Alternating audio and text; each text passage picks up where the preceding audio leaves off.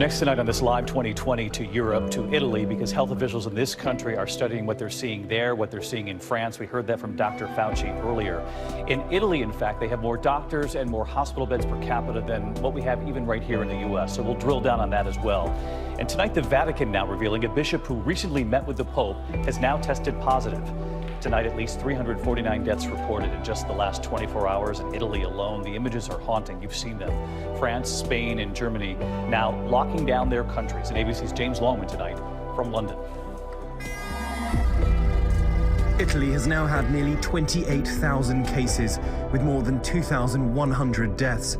And as the toll surges across the continent, Europe is now the epicenter of the COVID-19 crisis. More cases are now being reported every day than were reported in China at the highest of its epidemic.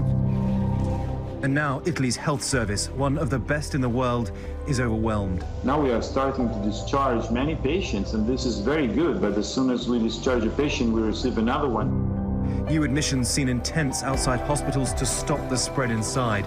Thousands now fighting for their lives and their dignity. We are almost at the same level as an emergency ward, says nurse Alberto Poinelli at this tent hospital in Brescia. He says the main issue is the fear in patients who test positive, having to calm them, reassure them, and give them a plan they can trust. There can be no funerals in Italy, only names in the paper. Pages and pages of obituaries for those claimed by corona. The dead laid to rest unaccompanied, their mourning families, some of them millions, still stuck at home. But Italy may have acted too late, and perhaps not strongly enough at first. South Korea was hit around the same time, but has recorded just 75 deaths. Europe holds its breath to avoid infection, today issuing a 30-day ban on all non-essential travel to the EU. The European effort, though, is not coordinated. But America's closest ally, Britain, slower than others, only today advising people to stay home. We need people to start working from home where they possibly can. World Health Organization advice is more direct. Not quarantine alone, not social distancing alone, do it all. Back in Italy, Easter services disrupted.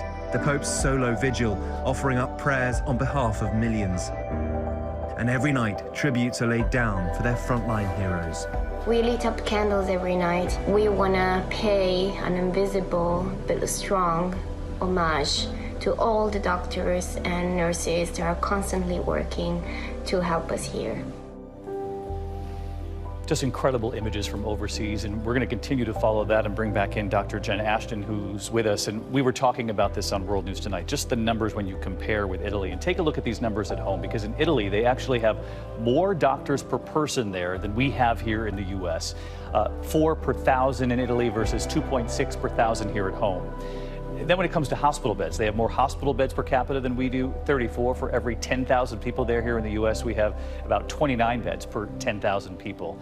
Jen, authorities have been saying that when it comes to what you're seeing in Italy and what you're seeing in France, that they're about 2 weeks ahead of the wave that we'll see here. So what does that tell you? Well, that's exactly why you're hearing Dr. Fauci say, we are behind. We have to take aggressive steps now so that down the road someone can say we've done too much. Really, time is of the essence when you're dealing with a virus like this. The other interesting thing, David, about Italy in particular, they have a different culture and society and style of living than we do. They tend to have multi-generations living together with a lot of contact, and they tend to have an older population, and I think that's why you're seeing some of the severity there. Yeah, the cultural norms. It's just heartbreaking when you hear that they can't have funerals. They're just doing announcements in the newspapers there because they're in the throes of such a horrible moment in their nation's history. I want to bring in Dr. Vinayak Kumar, because what many viewers at home don't realize is that we have a medical team that helps to support Dr. Jen on the air every single day here. And one of the things that we saw from over the weekend, when you hear that we're 2 weeks behind what we're seeing in France and Italy, is the social distancing and the lack thereof. We saw a lot of people out celebrating, of course, St. Patrick's, which I have done before, but not this weekend because of the guidelines that have been put out there. And also the beaches, for example, for spring break, they've now closed down some of those beaches. But would that have made a difference if we were able to get the word out and tell people, really, we have something coming. We're just 2 weeks behind what we're seeing in Europe. Oh yeah, absolutely. The key thing to keep in mind is that a lot of these young folks, they might think themselves as invulnerable, but as we talked about earlier, these guys can totally be asymptomatic. So you might be very close to a person who's asymptomatic and spread the disease amongst the youth. And more importantly, this is a public health concern. So those youth can actually infect the elderly, causing higher mortality rates. Dr. Kumar, that's an excellent point. Think about our older generation. We have to protect them at the same time. And Jen, do we have any idea, because we've seen this question on Twitter as well, how many people one person can infect, what the data tells us so far? We don't, but we know that the doubling time or the transmission dynamics of this is significant, and that basically every 7 days the number of cases doubles. So that is again why the clock is ticking, and these aggressive social distancing measures need to be put into action right now. Which is why Dr. Fauci said we're in a race against the virus here in the U.S. All right, Jen, thanks. Hi, everyone. George Stephanopoulos here. Thanks for checking out the ABC News YouTube channel. If you'd like to get more videos, show highlights, and watch live event coverage, click on the right over here to subscribe to our channel. And don't forget to download the ABC News app for breaking news alerts. Thanks for watching.